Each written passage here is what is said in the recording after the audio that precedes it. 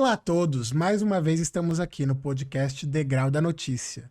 E mais uma vez eu trago um convidado especial, Luciano Bravo. Ele é especialista em investimento financeiro. Luciano, seja muito bem-vindo novamente ao podcast. Eu quero agradecer mais uma vez a sua presença e vamos debater um tema que, assim, deu muito o que falar. Muitas dúvidas, muita gente perguntando como faz, gente que nem sabia que existia essa possibilidade, hoje vê a possibilidade de conseguir crédito internacional. Seja bem-vindo. Obrigado, Rodrigo. É um prazer voltar aqui ao podcast, voltar à mesa com você para tratarmos esses assuntos. Realmente o momento do Brasil, o momento não só do Brasil, mas do mundo, pede inovações. E para nós brasileiros, para todos os empresários, o aporte de capital internacional é uma inovação que já existe por lei há mais de 62 anos, mas no conhecimento do grande público empresarial há apenas 4. Quando nós começamos o nosso trabalho em 2020, com o primeiro vídeo que eu criei, vídeo caseiro, e aí nesses 4 anos de estrada, agora fazendo 5 em 2024, nós nos aperfeiçoamos tanto que chegamos até aqui. Pois é uma jornada, né? Foi uma jornada Gratificante, de aprendizado, crescimento. passo a passo, né? E a gente fica muito feliz por você partilhar parte desse conhecimento adquirido aqui conosco. É uma missão porque cada empresário que vê esse vídeo, que entender todas as colocações das perguntas que você irá fazer, ele está criando uma nova estrutura para ele, uma nova saída.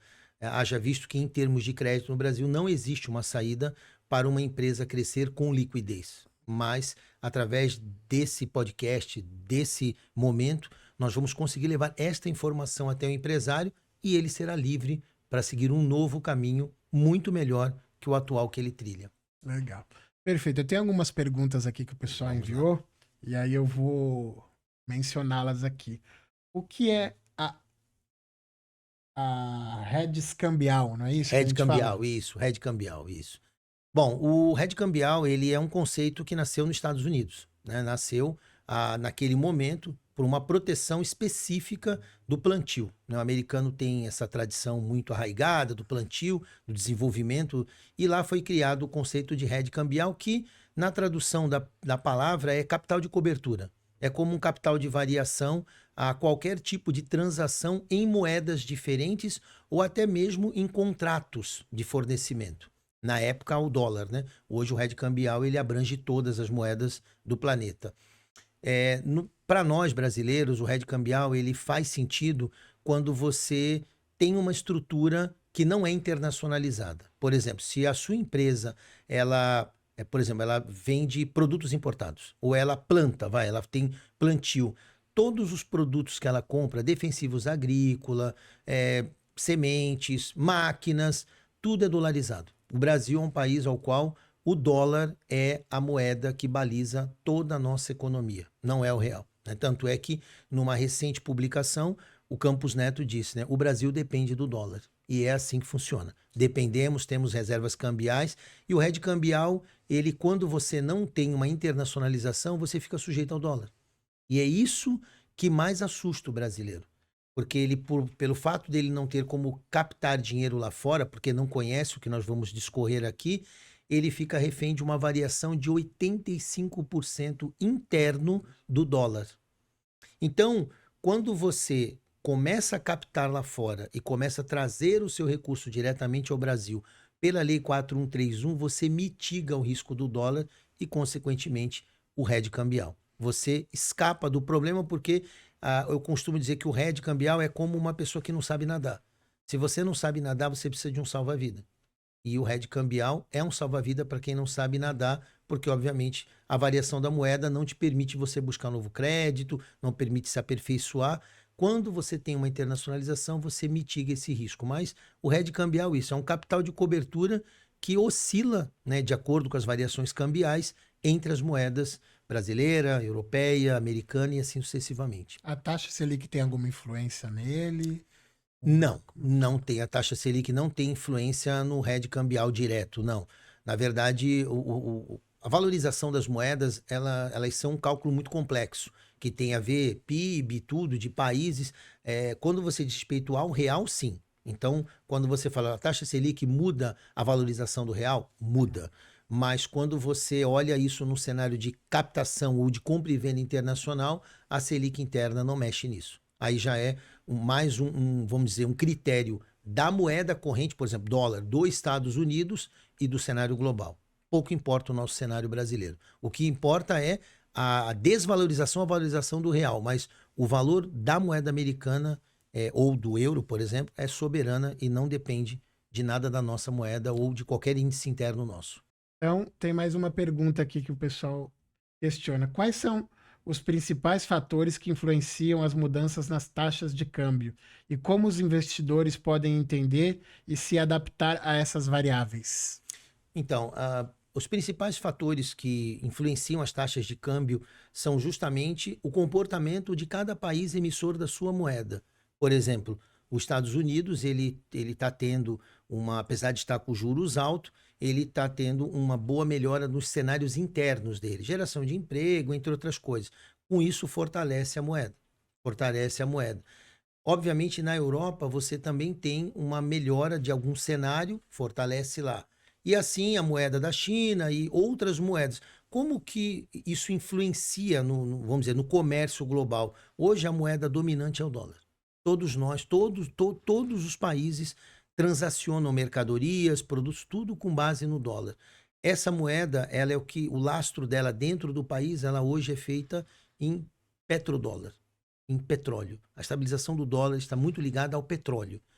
Já quando você é um investidor e você vai pôr capital num país como o Brasil, o que você tem que enxergar? Você tem que enxergar a desvalorização dessa moeda ao longo do tempo, o retorno sobre o investimento que você terá e a variação da moeda de investimento, no caso, se eu estou investindo o dólar, frente àquela moeda, que é o real. O dispositivo de proteção ele está mais na maneira com que você investe do que na maneira com que você manuseia o recurso. Ou seja, como você, por exemplo, está investindo de dólar para real, você precisa considerar que no nosso país é 1 para cada 5. Então, em moeda corrente, seu risco se multiplicou por 5. Então, você, na hora de fazer investimento, você tem que escolher investimentos de rápido retorno, você tem que escolher investimentos de rápida saída, ou você tem que investir em períodos de longo prazo, mas com estabilidade de crescimento, tipo o agronegócio. Ele tem uma estabilidade de crescimento, ele vem crescendo. Sim, esse ano não será um ano bom, mas ele tem uma estabilidade de crescimento, construção. Então, o investidor se protege movimentando o fluxo financeiro. Um exemplo, o Brasil agora, recentemente, ele teve uma queda da Selic. A queda da Selic, o que ela faz? Uma menor remuneração do título do Tesouro, o que afeta a rentabilidade de quem investiu no Brasil. O que aconteceu? Parte do dinheiro da Bolsa foi para os Estados Unidos. Porque lá a taxa... senhor, mas a taxa lá é menor que aqui. Realmente, a taxa de remuneração lá é em torno de 5,25 a 5,50, enquanto no Brasil está de 10 a 10,25. Por que o capital, quando saiu de 13,25 e caiu para 10, uma parte saiu? Porque aí vem a questão de risco. Ou seja, para o investidor pôr o dinheiro no Brasil, ele quer receber uma remuneração de X pontos percentuais para correr o risco Brasil. Lá, ele ganha menos, mas também o risco dele é menor. Então, o investidor sempre se protege olhando o risco, variação da moeda local e retorno do seu investimento. Perfeito. O dólar é frequentemente visto como uma moeda de reserva global. Quais são as implicações disso para as políticas econômicas dos países e para a estabilidade financeira mundial? O dólar, ele obviamente, ele tem esse DNA de ser o guardião vamos dizer assim, o indexador de todas as transações financeiras e comerciais. Muito se fala na possibilidade de trocar o dólar por outra moeda. Por exemplo, os BRICS aqui, eles têm aí um acordo de criar sua própria moeda para transação entre países dos BRICS, mas olhando de maneira bem clara e global, é assim, não vai rolar. Não vai rolar. Porque o dólar, quando você fala entre os países, os BRICS, onde está a China, por exemplo, você pode fazer um comércio, mas quando você sair dali e for para qualquer país da União Europeia ou para qualquer outro país que não faz parte dos BRICS, o que acontece é um simples negar daquela situação que você criou. Então eu vejo que o dólar está num bom momento, O dólar ele tem um lastro forte, não só pelas reservas que a moeda tem, mas também pela política do país, que é uma política que ela vem de maneira, vamos dizer, linear, não existe solavanco. Os Estados Unidos é um país muito estável, um país que tem um PIB global muito grande, ou seja, ter uma ideia, o PIB dos Estados Unidos é 7,5 vezes o PIB da América Latina inteira. Então, você ter essa moeda como uma moeda de referência, para mim, vejo como algo bem seguro. Agora, e o que que isso muda para os países? É o que a gente vê o caso do Brasil. O Brasil, onde está o erro não é se indexar no dólar. O erro não é trabalhar no mercado internacional com o dólar. O erro é você não se industrializar para ganhar mais dólares. E é aí que está o exercício de cada país. Os países se tornam mais produtivos, mais rentáveis, com o PIB maior, quando ele exporta produto acabado, que tem maior valor agregado. E aí, em dólar, você acaba ganhando mais. Só para você ter uma ideia, na transação corrente comercial de exportação do agronegócio e importação de produto acabado, um país como o Brasil perde 6 vezes o seu poder. É como se você fosse um advogado e uma pessoa que, por exemplo, é um balconista, fosse pagar as horas de advogado sua trabalhando para ele em horas de trabalho dele. É desigual. É desigual. A hora de um advogado é muito mais caro que a hora de um balconista ou de um profissional da construção civil. É muito mais caro. Então, é o que está acontecendo. O Brasil, ele sofre muito, ele não tem esse crescimento pujante, inclusive do enriquecimento da população, porque ele troca muito produto de valor baixo por produto de valor alto. Aí o dólar é um vilão. Agora, se você coloca suas indústrias, suas empresas no ritmo de crescimento e internacionalizado, como fez, por exemplo, a Coreia, como fez a Coreia, como fez vários países, você consegue ganhar dinheiro. E aí o dólar não é uma preocupação. O dólar é um grande aliado, porque quanto mais dólares, quanto mais reservas cambiais, mais o país ganha representatividade e força para pôr os seus produtos. Verdade. E com a ascensão das criptomoedas, como o Bitcoin e outras altcoins, como você vê o futuro das moedas fiduciárias tradicionais com o dólar e qual o potencial de impacto nas taxas de câmbio? Então, nós temos aí, ontem, inclusive, saiu uma notícia que eu, inclusive, coloquei na rede, Rodrigo, que fala que o governo americano ele está atrás do Tether, né? Aquela moeda lá que provavelmente pode ser o próximo dor de cabeça a nível global, como foi a FTX, né? Que transacionava moedas e aí teve o problema, todo mundo já sabe, inclusive com a prisão do próprio CEO da empresa. Então, assim, as criptomoedas é um processo evolutivo regulatório. Não podemos dizer que hoje o mercado ele passa por um processo de migração de moeda, não. Levará muito tempo para que as moedas tradicionais, dólar, euro, libra e as que compõem o nosso espectro de comercialização sejam substituídas por criptomoeda. Até porque as criptomoedas precisam de regulamentação no mundo todo. E nos Estados Unidos, na SEC, né, que é a CVM deles, ela caminha nesse sentido de se regular. Porém, como é um tipo de ativo muito volátil e que o lastro, muitas vezes, é um lastro que não existe ou que é questionável, diferente quando você fala do lastro do real, ou do lastro do dólar, ou do lastro do euro, que é um lastro consolidado, patrimonial, a criptomoeda não tem isso ainda. Então, escândalos, problemas, desvalorizações ocorrerão. Eu vejo que a criptomoeda ela é um processo que no futuro se estabiliza, mas ainda precisa de muita regulamentação, principalmente até porque hoje a maioria das operações de cripto, elas são vistas como movimentação ilegal.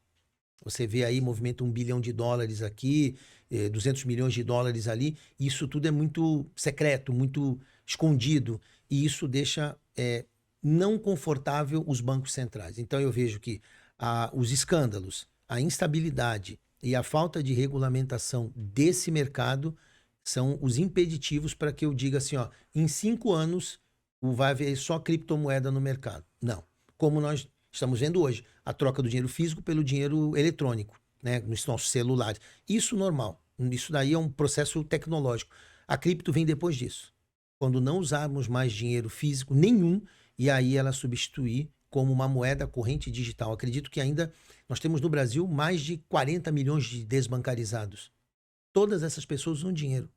Então, até haver uma migração muito forte para transações em moedas correntes por meios digitais, até lá a cripto ainda engatinha. Entendi, perfeito. E quais são as estratégias eficazes para indivíduos e empresas protegerem-se contra os riscos associados à volatilidade das taxas de câmbio? Isso, boa pergunta, Rodrigo. A maneira mais correta de você se proteger é você ser global, né? É assim, como que você se protege de uma série de doenças que podem acometer um corpo?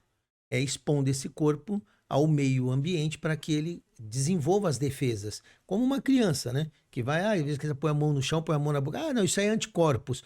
Na verdade, a construção da criança é entrar no meio, é se inserir no meio. A mesma coisa as empresas. Todas as empresas precisam se inserir no meio global de produção e captação. Hoje no Brasil, você tem 0,13% das empresas exportam. E você tem no Brasil 47 empresas internacionalizadas. Isso é um grande problema para a questão que você colocou.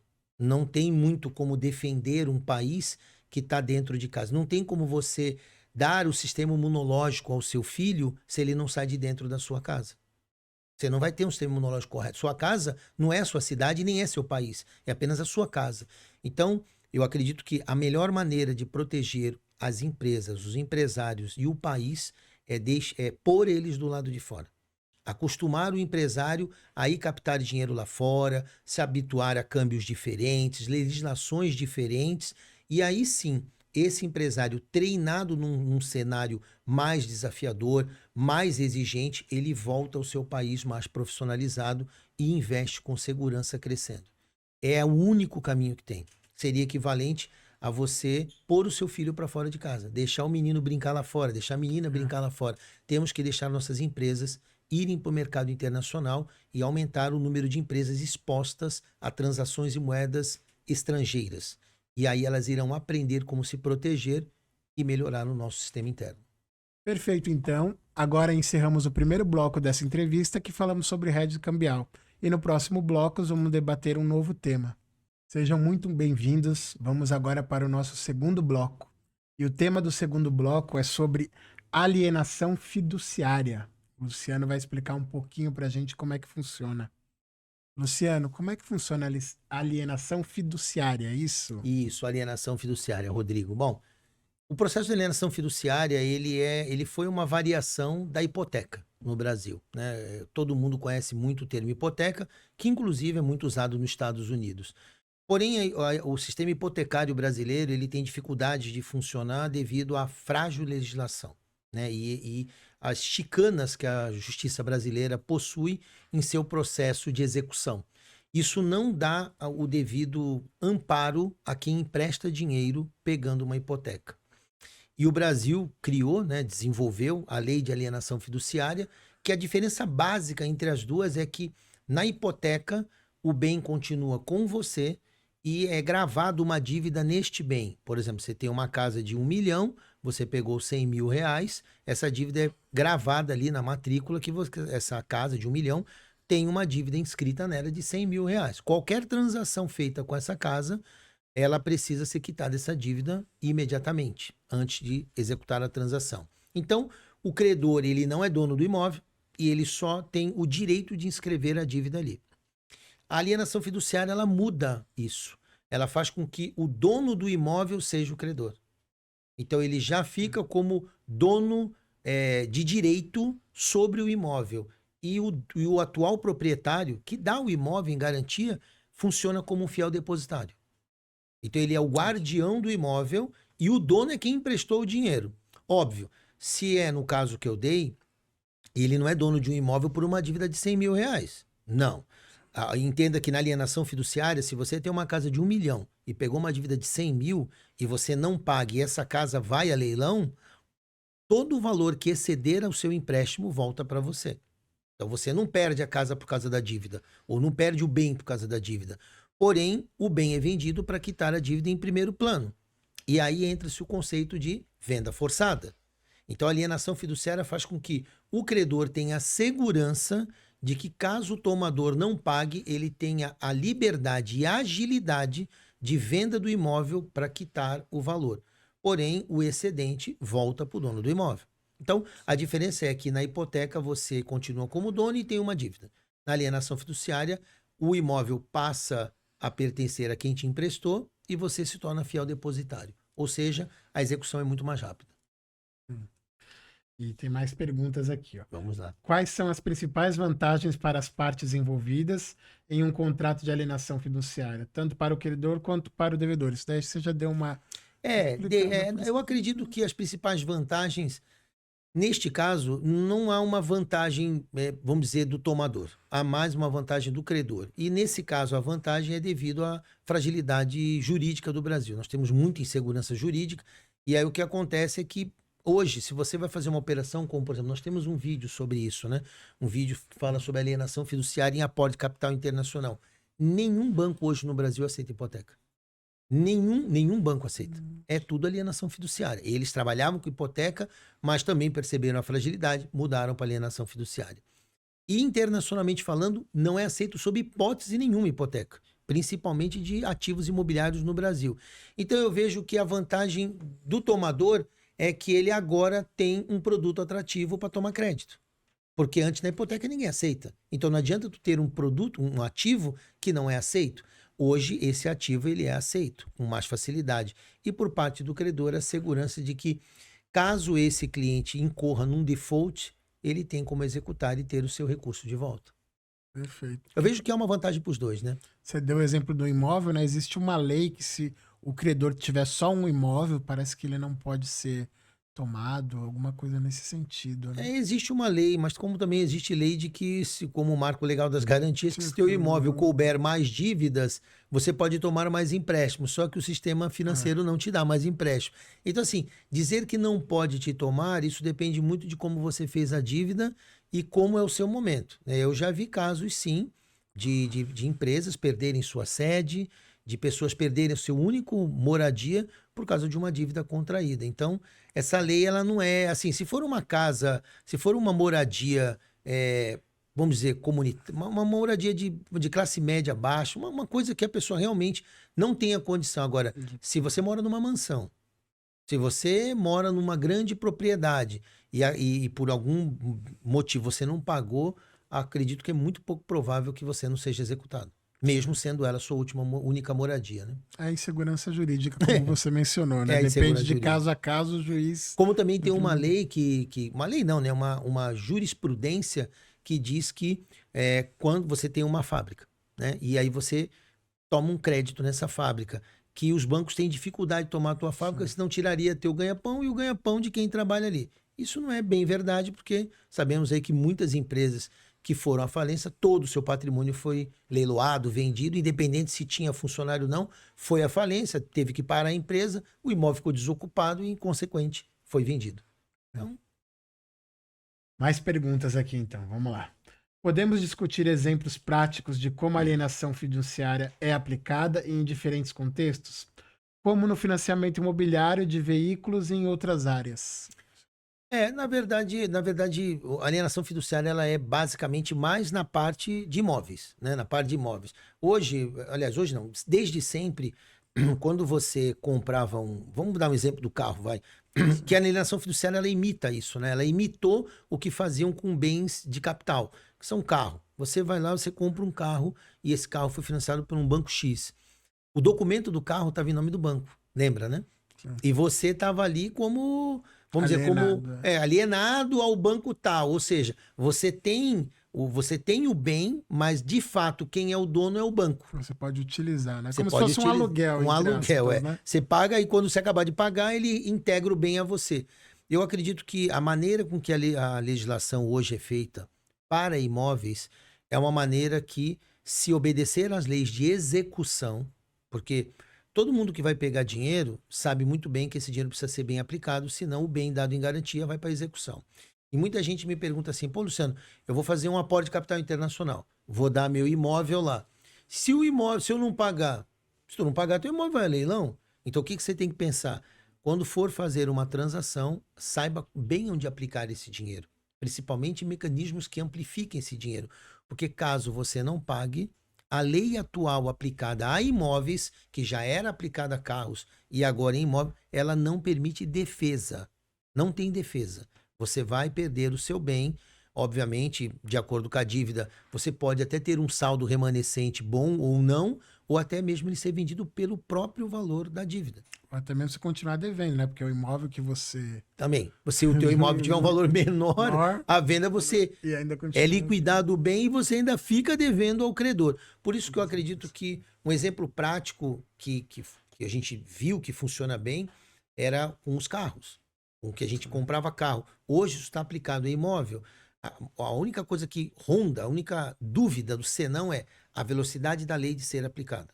Porque no Brasil, a lei ela é muito procrastinada, tem muita chicana. Então, lá nos Estados Unidos, se você não paga, o cara vai e bota suas coisas para fora. Não tem aquela, mas eu moro com criança, não, bota para fora. Então, aqui no Brasil tem muitas atenuantes. E isso, quando você olha para quem empresta, essas atenuantes botam ele em estado de alerta. Por isso que ele aumenta a taxa de juros. Aumenta a taxa de juros, aumenta a dificuldade de crédito, aumenta o seguro, o custo do seguro de risco de crédito. Tudo porque as pessoas precisam entender que ao fazer uma dívida, existe um compromisso. Se a dívida não for cumprida, o compromisso tem que ser executado independente de qualquer coisa. E é aí que eu vejo que o efeito prático é o que está acontecendo hoje no Brasil.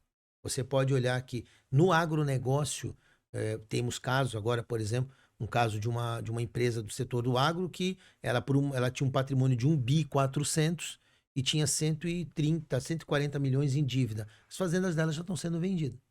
Estão sendo vendidas para quitar a dívida dela. Então, assim, é uma coisa triste? É. Mas é o seguinte, é a lei. Você pediu dinheiro, não pagou, a sua fazenda que vale 200 milhões vai ser vendida por 50, para quitar a dívida que você tem de 50. E tem gente que também busca uma renegociação, só que aí aumenta os juros, né? Aumenta a dívida.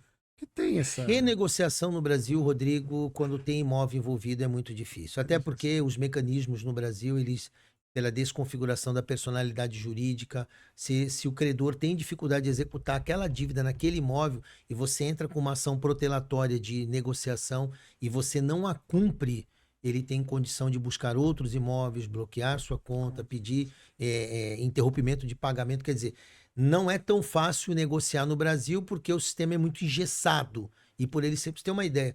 Há fundos que a gente trabalha, dá um exemplo, que ele chega a segurar 1 ano sem pagar antes de pensar em executar o imóvel.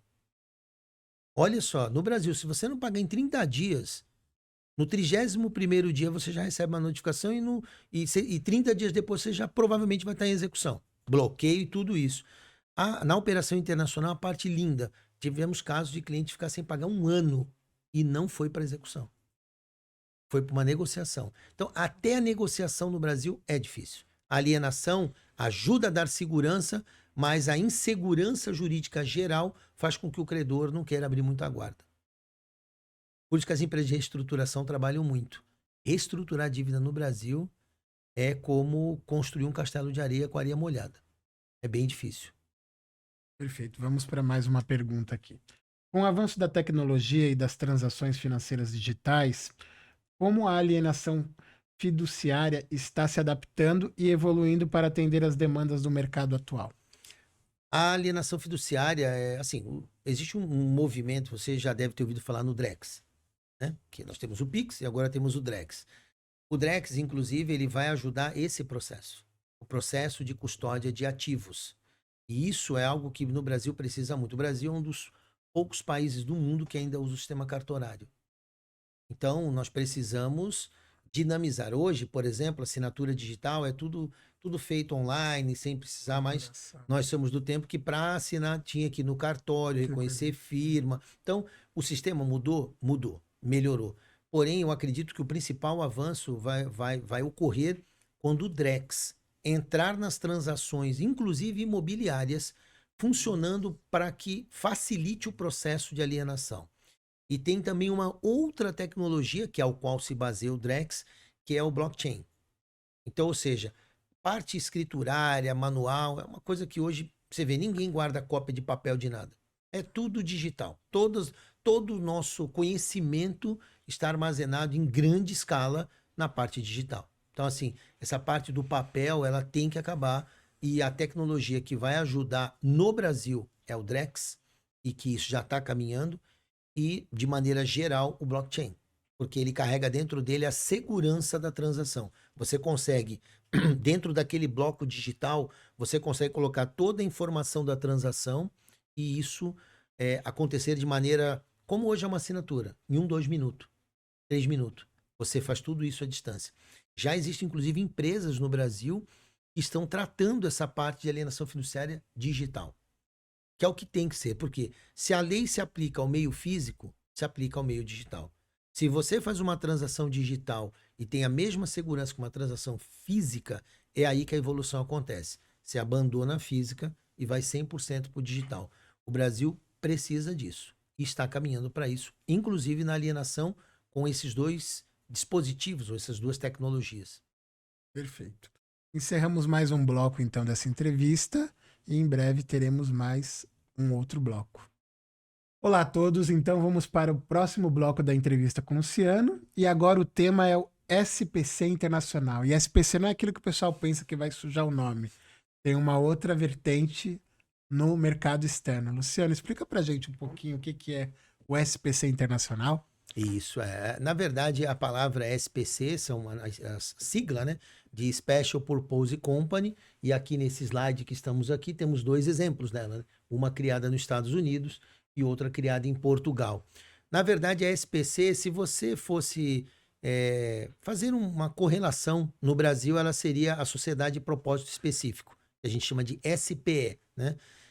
Na verdade, quando um empresário estrangeiro, como um brasileiro, por exemplo, mas serve para qualquer outro empresário, pode ser um uruguaio, um paraguaio, um chileno, quando ele vai a um país, como por exemplo o Bloco Europeu, né, um país do Bloco Europeu, ou para os Estados Unidos, e ele quer captar dinheiro de maneira legítima, ele cria o que a gente chama de uma sociedade de cotas ao portador, ou uma SPC, uma Special Purpose Company.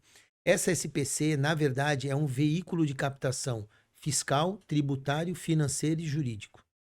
Com essa estrutura, que muitas vezes pode ser limitada somente ao próprio empresário, ele não precisa ter funcionário, não precisa ter secretário, ele pode ter uma estrutura enxuta com um advogado e com um contador local no país, no caso ali em Portugal ou Estados Unidos, e essa estrutura desempenha o papel de tomadora de crédito. Então a SPC é uma empresa criada por um estrangeiro, no caso pelo um brasileiro. Essa empresa, ela é firmada no passaporte dele, tá aí a primeira diferença, né? Aqui no Brasil você faz tudo no seu CPF, lá fora isso vai no seu passaporte. O seu passaporte gera uma cédula de identidade no país onde você está abrindo a empresa, como se fosse um número fiscal. Então você cria um número fiscal pessoa física e esse número fiscal pessoa física cria o número fiscal pessoa jurídica, que no Brasil chamamos de CNPJ. Então lá a SPC é isso, é uma empresa criada para um fim específico, no nosso caso do crédito, para se tomar crédito no mercado internacional. E ela pode ser usada em todo o mundo. Ela com base em Portugal ou com base nos Estados Unidos, você pode usar a SPC para tomar dinheiro em todo o mundo. Legal, bom saber. Tem mais uma pergunta aqui. Quais são os principais serviços oferecidos pelo SPC Internacional e como eles beneficiam os consumidores e as empresas em um contexto global? Então, quando uma SPC é criada, eu acredito que três serviços, são vários serviços aqui, eu vou falar três que são importantes. Quando uma empresa brasileira, né, vamos dizer uma empresa que produz artefatos plásticos, ela exporta ou importa ou tem o comércio local dela, ela cria uma SPC para tomar crédito. Essa SPC, ela basicamente ajuda três partes dessa empresa criadora, que é a demandante brasileira. Primeira, ela cria uma estrutura fiscal e tributária. Então, com isso, ela consegue comprar lá, vender aqui, consegue vender lá, receber lá. Então, ela consegue, vamos dizer, meios para que a parte tributária seja amenizada nas transações de compra de material ou venda no exterior. Segundo, ela cria uma estrutura financeira apartada da brasileira. Então, com isso, por mais que o empresário no Brasil tenha um problema de restrição cadastral, o limite de endividamento do Bacen, a sua empresa lá fora, a Special Purpose Company, não tem esse problema. Então ela vira um braço financeiro captando dinheiro em vários lugares e alimentando a estrutura que produz no Brasil. Segunda vantagem. A terceira, que eu considero também uma vantagem muito importante, Rodrigo, é que essa SPC ela tem a possibilidade de praticar um negócio com a empresa brasileira nos moldes mais humanos. Ou seja, se eu vou lá fora e capto dinheiro a 8%, eu não faço igual fazem os bancos brasileiros que te empresta 20%. Eu posso emprestar 9%. Ou seja, reduzir o ganho sobre a taxa e aumentar a transferência de recursos para aumentar o EBITDA da empresa brasileira. Então, é como se você tivesse um investidor subsidiando o seu crescimento. Hoje, qualquer empresa, Rodrigo, vai num banco e pega dinheiro de 18% a 30% num limite pequeno. Imagina que esse dinheiro vem dela mesmo, desse braço, da SPC. Ele pode praticar um juros bem menor e ter o maior ganho no resultado, no lucro líquido, no EBITDA. E é aí que nós começamos a trocar um mercado especulativo pelo mercado de produção, que é o que o Brasil precisa. Então a SPC te possibilita uma estrutura fiscal e tributária, te possibilita um braço de captação internacional e te possibilita taxas e condições melhores do que as praticadas aqui no nosso país. Muito interessante isso. Mais perguntas então, vamos lá. Como o SPC internacional colabora com outras organizações internacionais e autoridades para garantir a integridade e segurança das informações financeiras dos indivíduos em âmbito internacional? Isso aí. Na verdade, quando uma SPC é criada, ela é criada geralmente num país, se falando em relação ao Brasil, né, que tem uma segurança jurídica melhor. Se você pega uma empresa brasileira, Rodrigo, com todos os problemas que temos aqui, por exemplo, balanços de empresas brasileiras não são nem sequer considerados por banco, porque banco não acredita no balanço das empresas, né? Então, quando você vai para fora e você capta dinheiro lá fora e você faz um report contábil, quando você faz uma auditoria contábil nessa SPC beneficiando tua estrutura no Brasil, você já ganha uma coisa: credibilidade.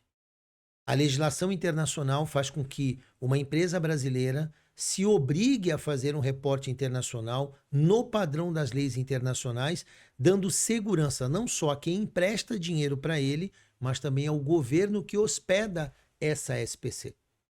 Hoje no Brasil, o nosso governo ele tem uma dificuldade muito grande de entender o dia a dia de uma empresa, porque ainda o nosso sistema não é o suficientemente transparente para que o governo enxergue isso. E por isso, no nosso país, por exemplo, o endividamento tributário é gigantesco. Porque as empresas não pagam, o governo não consegue ir atrás, não tem informação, isso vira uma bola de neve e quando o governo descobre, a dívida é gigantesca. Lá fora isso não acontece.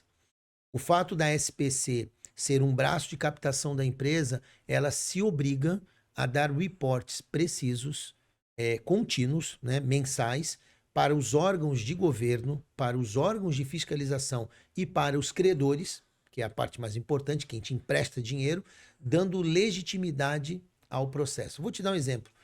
A própria Petrobras é listada em bolsa estrangeira, nos Estados Unidos. Você pode ter certeza, o relatório entregue pela Petrobras, a SEC lá, é bem diferente do entregue aqui para a CVM. Quando uma empresa brasileira busca crédito lá fora, ela é obrigada a cumprir uma série de exigências muito minuciosas que dão transparência e tranquilidade ao governo e ao investidor de pôr dinheiro nela. Já posso te dizer que no Brasil não é bem assim. Veja, por exemplo, o caso da Americanas. Veja o caso da Americanas. Ela escondeu um rombo de 38 bilhões que apareceu do dia para a noite. Isso lá fora não existe. Lá fora, isso é pego bem antes. Então, a SPC não só ajuda o nosso empresário a ter credibilidade financeira, como também ajuda a ter credibilidade contábil, patrimonial, para que ele possa transacionar não só o produto que ele produz aqui, mas até em outros lugares, com tranquilidade, via a sua própria Special Purpose Company. Perfeito. Mais perguntas. Vamos lá. Em termos de proteção de dados e privacidades, como a SPC Internacional aborda as preocupações dos consumidores em relação ao compartilhamento de informações financeiras em uma escala global? Bom, eu vou falar isso em relação ao Brasil, né? Tem, inclusive, um slide que fala em empresário exposto e investidor blindado. Até vou Perfeito. posicionar aqui para ajudar, colocar aqui Legal. nesse slide que é muito importante, este, né? Aqui, o que acontece? Quando você fala do criador, né, do detentor da empresa que está tomando um crédito, que vai fazer um investimento, no Brasil, o sistema utilizado é o da sua direita, e da nossa direita ali, olhando, né, o Certo. amarelinho. O que acontece? No Brasil, você tem uma exposição contínua da sua pessoa física em cada negócio que você faz, tomando dinheiro. Com isso, o seu CPF aparece numa empresa X, numa empresa Y, numa empresa Z, numa empresa alfa, e cada uma delas tomando dinheiro. E isso daí gera uma preocupação global, porque é uma pessoa física se endividando em várias empresas, como está ali. E o que acontece? O normal é que o empresário tira dinheiro do A para pôr no B, do B para pôr no C e do D para pôr no A. Então, com isso, ele vai trocando dinheiro de posição e, obviamente, cria uma insegurança geral para o mercado. Obviamente, se uma empresa dá problema, todas são afetadas. No modelo internacional, você tem uma melhor uniformidade e proteção do empresário. O empresário, como detentor de uma SPC, por exemplo, em Portugal ou nos Estados Unidos, ele ingressa com o capital de maneira clara em cada empresa, até porque ele tem que entrar pelo ROF, pelo Registro de Operação Financeira, por um contrato de mútuo e o dinheiro vai exatamente para aquela empresa que ele está investindo. Você vê que, diferentemente, não há um controle no Brasil. O cara toma o dinheiro por uma construtora e põe numa transportadora. E ninguém sabe disso. Ele toma por uma empresa agropecuária e põe numa construtora. Ninguém sabe, nem o banco sabe disso. Diferentemente de quando ele opera com uma SPC. Se ele tomou dinheiro lá em dois bancos internacionais, num fundo e num banco, e ele traz esse dinheiro pela SPC e investe em logística, em real estate e em mineração, e chega na hora lá o próprio banqueiro falando, eu quero ver onde você investiu. Ele é obrigado a mostrar os contratos de mútuo e é obrigado a mostrar para onde foi o dinheiro. No Brasil, o banqueiro nem pode fazer isso, porque o dinheiro aqui troca de mão e de conta e ele não consegue rastrear isso daí. Então, a segurança que a SPC dá é total para o empresário, para quem empresta dinheiro para ele e até para o controle financeiro do país, porque existe o registro de cada saída para cada empréstimo. E ele pode beneficiar toda a cadeia produtiva dele, se protegendo lá em cima de qualquer falência ou de qualquer problema de default ou de qualquer problema de execução na operação. Aqui não. Do lado direito, aí na parte amarela, como é feito no Brasil, se ele tirou dinheiro de uma logística para investir numa construção e a construção teve um embargo, quebra a construtora e quebra a empresa de logística dele. Ele pode A, colocar até nos filhos, né? Que não, você atinge todo colocou, mundo, atinge pai, mãe, filhos, né? todos. Aqui não. Aqui você faz como investidor e fica protegido lá fora. Você, sua família ou seus sócios. E o que acontecer dali para baixo tem uma regra bem clara para se resolver. Perfeito. Mais uma pergunta aqui. Como a expansão do comércio eletrônico e o aumento das transações internacionais estão influenciando o papel de relevância do SPC internacional no cenário financeiro global? Boa pergunta. Muita gente, quando fala assim, Luciano, eu vou ter uma SPC, vou ter uma Special Purpose Company, e como é que eu trago o dinheiro de lá para cá? Antigamente era tudo muito complexo, existiam registros e um monte de... Hoje, numa operação de crédito internacional, como é feita pela Savel Capital, como é feita pela inteligência comercial, você quando cria uma SPC, você já cria toda uma conta bancária orientada para o teu investimento. Por exemplo, eu estou tomando 3 milhões de dólares, 5 milhões de dólares. A conta bancária já é aberta, atrelada a esse projeto. Quando esse recurso, por exemplo, sai do fundo e entra nessa conta, o banqueiro, né, o banco que é o custodiante da tua conta já sabe disso. Já sabe de onde veio e aí você vai declarar para onde vai. Quando você faz essa transação, é tudo por internet banking. Então não tem mais contato físico. Tu tem um contato físico. Você vai lá, por exemplo, abrimos a estrutura da SPC, abrimos a estrutura da conta. Você não precisa ir lá. Quando o dinheiro cai na sua conta, você precisa ir lá. E precisa para quê? Conhecer seu gerente, tomar conta do seu cartão, dos seus tokens e ativar seu internet bank. De lá para cá, você volta para o Brasil e faz tudo por meio digital. É aí que facilitou muito a vida de quem tem empresa fora do Brasil. Passar dinheiro de uma SPC em Portugal, Estados Unidos para o Brasil, juridicamente falando, e de maneira, vamos dizer assim, da transferência, é tão simples quanto transferir dinheiro no Brasil. Porque tudo é feito já por meio digital. Tanto o registro da operação, como a autorização, como a transferência. Nós tivemos casos de clientes que lá do norte do país fez várias transferências de US$ 200 mil, US$ 500 mil para o Brasil, ou até demais, né? Sem ter que tirar o pé da casa dele. Tem que tirar o pé. Quando ele aciona esse sistema, ele faz tudo da casa dele, por internet banking, por pré-autorizações, até porque os bancos na Europa e Estados Unidos são muito mais simples que os bancos no Brasil. Então, a SPC, ela se favoreceu, ou seja, a estrutura internacional se favoreceu com a digitalização das transações bancárias, reduzindo o tempo de transferência entre moedas estrangeiras e nacionais. Perfeito. Muito bem explicado. E assim encerramos mais um bloco dessa entrevista e em breve teremos mais um outro bloco. Muito obrigado. Voltamos então aqui com o Luciano para o último bloco da nossa entrevista. E o tema para concluir é custos de estruturação. Luciano, eu já vou começar com uma pergunta aqui que enviaram. Quais são os principais desafios enfrentados pelas empresas ao estruturar seus custos operacionais? Como aqui todo o nosso bloco está falando de crédito internacional, eu vou te responder de maneira assim bem clara, né? Quais são as dificuldades, né? O porquê que as empresas não estão preparadas para investir, na maioria das vezes, né, em estruturação. O processo de estruturação internacional ele tem custo. Ele tem custos que precisam ser realizados, pagos no início de um processo de trabalho. Então, uma empresa, só para entender, ela passa numa análise, ela é aceita, é aprovada, e a partir daí, Rodrigo, ela tem que fazer um investimento em estruturação. Uma coisa que o empresário frequentemente não percebe é que tudo na vida tem custo de estruturação. E ele precisa estar preparado para isso. Por exemplo, para você ter a empresa que você tem, você teve que investir na estruturação dela. Para você ter esse estúdio onde nós estamos, foi investido um dinheiro para estruturar estúdio em máquina, em design, em proteção acústica, tudo. E, obviamente, para você criar uma nova estrutura fiscal, financeira, tributária e jurídica, você vai ter custos. E aonde que está o maior desafio do empresário? É entender isso. É entender o porquê que ele tem que fazer esse investimento. E é muito claro, ele tem que fazer esse investimento porque ele já gasta um dinheirão com essa estrutura que ele tem. Hoje, Rodrigo, uma empresa brasileira é mais ou menos o desenho que está aqui.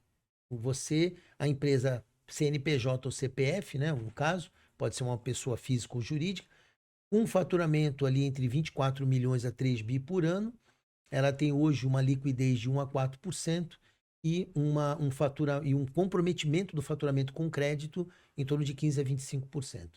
Se nós pegarmos uma empresa hoje que fatura de 24 milhões de reais a 100 milhões de reais, o custo financeiro dela mensal é de 200 a 800 mil reais por mês. Quando você vai para uma estruturação, você tem que entender o seguinte: continuo pagando juros a um banco que não resolve meu problema, ou eu faço um investimento numa estruturação para resolver definitivamente o meu problema? Então, a maioria de todas as entrevistas e reportagens é mais assim, o empresário entender.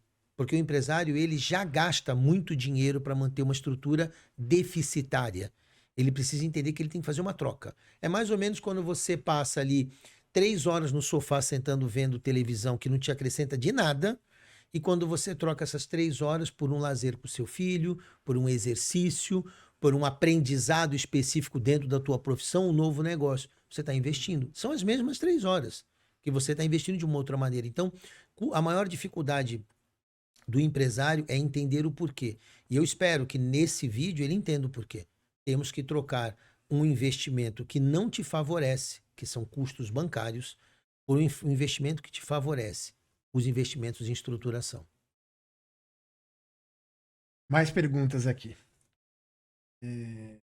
Quais são as práticas recomendadas para otimizar os custos de estruturação sem comprometer a qualidade? É assim, na verdade, no nosso caso, por exemplo, que nós temos custo de estruturação, toda vez que um cliente vai fazer uma operação ou ele vai investir num processo, por exemplo, ele vai investir numa estruturação internacional, o que que é de praxe que ele preste atenção? Ele tem que prestar atenção, primeiro, como foi feita a análise dele e a devolutiva de segurança dessa análise. Como essa oferta, que é a oferta de estruturação, ela amarra a condição dele ter o crédito que ele precisa, porque, óbvio, você vai tirar esse dinheiro de algum lugar para pôr num processo. Então, você tem que ter a certeza que aquele processo tem uma possibilidade de 100% de aprovação. Ou seja, não comece a investir dinheiro numa coisa que tu sabe que não vai funcionar. Então, quando você fala em termos de estruturação de crédito, uma análise como nós fazemos te dá 100% de segurança disso. Bom, quando ele vai fazer este investimento, o que que é o melhor, Rodrigo? Não é pegar o dinheiro do teu caixa e fazer. Não. Você pode muito bem buscar um crédito suplementar para repor esse dinheiro do caixa. Inclusive, é uma novidade que eu quero compartilhar contigo. Nós criamos dentro do nosso processo de ACI um programa chamado pré-financiador. E o que que é isso? Imagina que hoje você fatura 24 a 100 milhões, a 200 milhões por ano. E você quer fazer uma estruturação internacional, onde você vai investir ali 200 mil dólares num processo. Você normalmente tira esse dinheiro do caixa e põe. Nós temos um processo hoje que quem contrata uma operação nossa, nós temos um time especializado de bons profissionais que buscam um crédito suplementar para você, para repor esse dinheiro no teu caixa. Então, você sim tira do caixa para contratar, mas se você não tiver uma condição confortável, nós temos um time que busca isso, é um serviço à parte, óbvio que não tem nada a ver com o processo principal, mas que ajuda a repor o dinheiro do caixa. Então, em suma, três coisas importantes. Primeiro, se você não tem dinheiro para estruturar uma operação, não comece. Não comece. Segundo, se você está apertado, faça o processo, mas busque um programa de pré-financiamento, como nós temos. E se você tem condição de fazer o processo de estruturação sem se apertar, comece agora. Porque o dinheiro feito em estruturação resolve este problema, que não tem fim. Você vai gastar dinheiro o resto da sua vida sem uma solução definitiva. A estruturação, então, é o melhor caminho. Perfeito. Mais uma pergunta aqui que o pessoal faz. De que forma a tecnologia e a inovação pode influenciar na redução dos custos de estruturação? Então, a redução dos custos de estruturação, ela já houve, né? Já há uma redução gradual quando você olha em países que já estão bem desenvolvidos. Quando você olha um país como Estados Unidos e o bloco europeu, ali dentro os custos de estruturação eles já estão bem mitigados principalmente por causa da oferta de crédito. Você tem muitos agentes oferecendo crédito. E aí o custo de estruturação ele reduz, diferentemente do Brasil. Nós temos um problema no Brasil que o custo de estruturação ele só vai cair com o ingresso massivo de empresas. Conforme as empresas se internacionalizarem, Rodrigo, buscarem crédito, trazer ao Brasil, o que vai acontecer é que esse custo tende a cair. Hoje, um custo normal de estruturação de uma operação básica ele é em torno de 90 a 120 mil euros. Isso é o custo de estruturação de uma linha de crédito de 3 a 10 milhões de dólares. Esse custo, ele lá fora, ele é menor por quê? Porque tem múltiplos financiadores. Você tem caminhos para buscar dinheiro sem ter que fazer todo um processo de venda da tua imagem. Quando você é brasileiro e você tem que entrar no mercado internacional, você precisa se moldar ao mercado internacional. Então, esse custo ele não tem uma previsão de cair no Brasil a curto prazo, mas a médio e longo prazo ele tem. Justamente pelo número de empresas que vão ingressar e que farão isso se tornar uma coisa costumeira. É igual o celular, né? Quando chegou aqui era caríssimo, né? A linha telefônica era caríssima, poucas pessoas podiam ter. Com a utilização contínua, isso caiu. Mesma coisa investimento. Quando criamos as plataformas multi-investimento, os gestores de ativos cobravam caro. Hoje, eu posso te dizer que 49% das empresas que fazem gestão de investimento estão cobrando menos do que seu custo operacional. Então, assim, para quem paga, tá até bom. Para quem recebe, tá num risco de quebrar, né? Porque ou seja, tá ganhando menos do que o mínimo que precisa para se manter vivo. Mas quando você olha no mercado, as taxas caíram de investimento. É o que vai acontecer no custo de estruturação no médio e longo prazo. Mas ainda é cedo. Até porque, no Brasil, se você imaginar que nós temos aí de 2024 a 2030 um processo para colocar 1.000 empresas no cenário internacional, nós estamos partindo daqui de 47. Nossa. De 47 para 1.000 é uma escalada. Imagina de 1.000 para 18.000, como tem os Estados Unidos. Então nós ainda estamos no início da caminhada. É o conhecimento, né? E para fechar aqui, temos mais uma pergunta. Qual o papel da sustentabilidade e da responsabilidade social na gestão dos custos de estruturação de uma empresa? Então, conforme uma empresa ela faz uma captação e ela cria a primeira célula de aporte de capital, obviamente outros indicadores entram. E aí entra ESG, entra outros, ou, por exemplo, impacto social. Todos esses indicadores, quando você for construir um projeto para aportar capital no mercado internacional, ele facilita não só os custos, mas facilita também as taxas, que são importantes.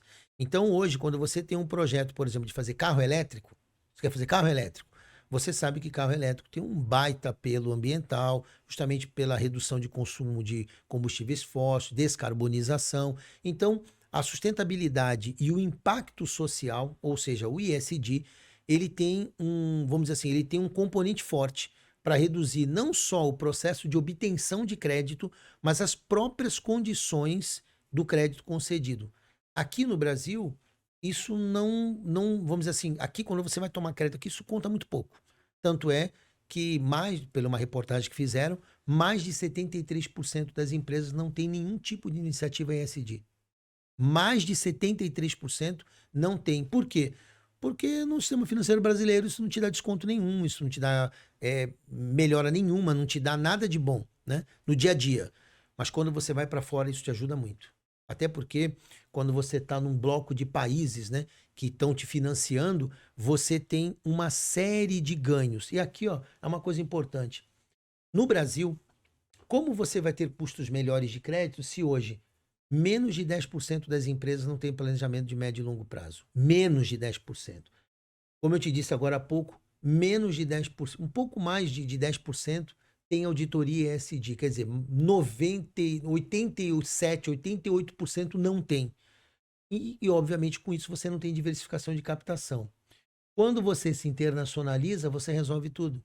Porque através desse crédito, você consegue ter planejamento de médio e longo prazo, auditoria, project finance e ESG. É aí que você vai ter uma redução dos teus custos de estruturação e uma redução das tuas taxas. A internacionalização, ela joga sobre a empresa um manto de proteção de melhora contínua, de custos, taxas e investimentos, obtendo um capital mais barato, mais diversificado e de longo prazo para a empresa crescer. Isso é incrível, né? E, assim, é um conhecimento que a maioria do empresário brasileiro não possui. Não. Principalmente desse gráfico aqui, meu amigo. Aqui você vê, eu costumo, né, falar nas minhas palestras, isso aqui é a foto exata de um empresário. Todo empresário, como eu sou, hoje olha para esse gráfico assim, eu sou exatamente isso. Você olhar ali, ó, do 1 a 4, o 4 é a recuperação judicial. Então, se você vê, para chegar no 4, toda empresa passou por esse problema de baixa liquidez devido ao custo do crédito, toda empresa passou por um baixo investimento em modernização por causa do custo do crédito. Toda empresa teve um crescimento orgânico por não ter crédito para crescer exponencialmente. E no fim, quando 1, 2, 3 afetam a estrutura dela, o fim é a recuperação judicial. Quando você compara a uma empresa internacionalizada, muda tudo. O que era um ponto negativo, empurrando ela para o buraco, vira uma espécie de escada de saída do buraco. Ela tem um crescimento exponencial, ela tem uma redução de custos de aquisição, porque tem dinheiro, tem como comprar melhor, tem como financiar, tem a blindagem do acionista, que não fica exposto numa porção de empréstimos pequenos, e por fim ela se torna independente de recuperação judicial. Então, esse gráfico ele mostra o status hoje do empresário brasileiro tentando encontrar a saída de um labirinto sem saída, e aqui uma saída honrosa para o empresário se tornar um investidor e ser um milionário internacional, ajudando o nosso país. Perfeito, fomentando a economia, né? É isso aí. Não podemos depender só do governo. Cada Sim. empresário precisa fazer sua parte. Verdade. Luciano, eu quero te agradecer então. Por enquanto a gente encerrou esses blocos. E eu quero avisar o nosso telespectador que teremos mais entrevistas com o Luciano sobre esse tema tão importante e relevante para a sociedade, que é o investimento internacional. como que você pode empreender, buscar recursos lá fora de uma forma diversificada. Luciano, muito obrigado. Eu queria que Obrigado, você Rodrigo. colocasse algumas palavras de considerações finais e falasse para o nosso telespectador, né, como ele faz para procurar você, onde ele te acha. Tá bom, eu te agradeço. Bom, é a segunda vez aqui com você, eu fico muito feliz e com certeza teremos outras pautas para explorar mais esse assunto. Eu que estou há Sim. 12 anos nisso, Rodrigo, quando nós estamos aqui 30, 40, 50 minutos falando, eu sempre penso, né? Tem tanta coisa a se falar. Quando eu faço uma palestra de 1 hora e meia, que eu termino, as pessoas vêm falar, nossa, nunca ouvi falar nisso. Inclusive, até um fato que me deixa muito feliz que eu quero falar aqui até com exclusividade no teu programa aqui nesse podcast eu fiz uma palestra em Bauru, na cidade de Bauru, em parceria com o Ciesp. E nessa palestra tinha um executivo que trabalha na agência de exportação do governo e ele tem 40 anos de vida em bancos internacionais. Então, assim, ele não é só um executivo de banco brasileiro, ele conhece muito sobre o mercado de crédito internacional e principalmente sobre o nosso país, porque ele trabalhava para bancos internacionais em operações domésticas, aqui dentro, prestando dinheiro aqui. E quando terminou a palestra, eu desci a escada, né, da apresentação, e ele me abraçou e disse que, pô, Luciano, eu tenho 40 anos e nunca vi uma palestra dessa. Nunca vi uma palestra feita com a clareza de informação que você levou sobre a situação do empresário, o poder que ele pode ter de crédito, a desmistificação de ter uma empresa fora do Brasil. Então, assim, como palavras finais, eu quero dizer que o empresário brasileiro ele precisa abrir a sua mente, ele precisa enxergar muito além do dia a dia, ele tem que enxergar sua empresa 2, 3 anos, 4 anos, 10 anos na frente. Ele precisa ter uma meta arrojada, por exemplo, você criou sua empresa hoje, então eu quero ser a maior da minha cidade, a maior do meu estado e quero ser uma empresa global. O empresário brasileiro ele tem muito poder, muito conhecimento, muita inteligência, muita criatividade. O que o falta é crédito. Então, para isso, aprenda a metodologia do crédito internacional, como nós estamos fazendo aqui, contribuindo, e use essa metodologia para melhorar a sua empresa, porque você tem dois caminhos. Um é continuar no crédito doméstico e passar para a sua geração dívida e falência. O outro é você trabalhar no crédito internacional e passar para a sua próxima geração uma estrutura forte, milionária e diversificada, que é o que os donos da JBS vão passar adiante. Uma estrutura forte, bilionária e internacionalizada. Não vou dar exemplos, né, mas assim, antes da JBS existia um grupo também de frigoríficos muito forte. E se puxar pela cabeça vão lembrar o nome dele, né? Ele, por não ser internacionalizado, hoje ele desapareceu completamente. Sumiu do mapa. Então, tirando como base só o exercício desses dois frigoríficos, e um eu falei e o outro é fácil puxar pela cabeça quem é, você vai perceber o que a internacionalização vai fazer de bem para o nosso país. E para nos achar, eu acredito que o caminho mais fácil é no nosso website. Nosso website tem tudo, é inteligenciacomercial.com, só.com. E também pode nos seguir no YouTube. Nós temos todos esses vídeos, essa entrevista também estará no nosso YouTube. É o Inteligência Comercial ACI. É o canal, né? Inteligência Comercial ACI. Lá tem nossas entrevistas, podcasts e principalmente esse também vai para lá. As dúvidas. Muito obrigado, Luciano. Obrigado, Rodrigo. Muito obrigado a você que nos assiste e contamos com a sua audiência nos próximos episódios.